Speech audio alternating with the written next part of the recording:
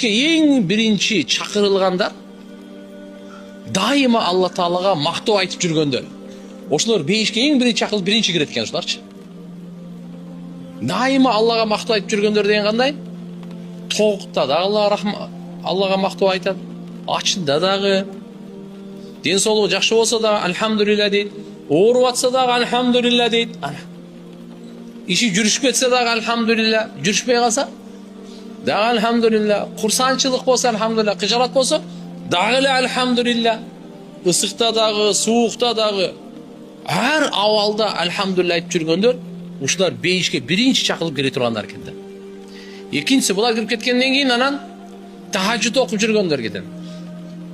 Кана капталдары төшөктөн узак болгон, ысык төшөктү таштап туруп Алланын алдында тахажжуд окугандар тургула дейт экен.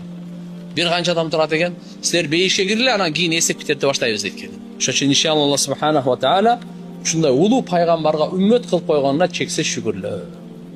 Альхамдулилля дейли. Бул үммөттү мурунку пайгамбарлар сураган, бирок Алла Таала берген эмес. Бул Мухаммад Ахмадтын үммөтү болот деп койгон. Муса пайгамбар Тавратта көргөн бул үммөттүн ушул артыкчылыгын, бул үммөттүн ушундай касиеттүүлүгүн, бул үммөт жөнөкөй үммөт эмес экендигин мурунку асмандан түшкөн китептерде зикир кылынган. Мурдагы улуу пайгамбарлар бул үммөттү сураган. Буну Алла Таала Мухаммад пайгамбарга Алла Таала өзү тандаган.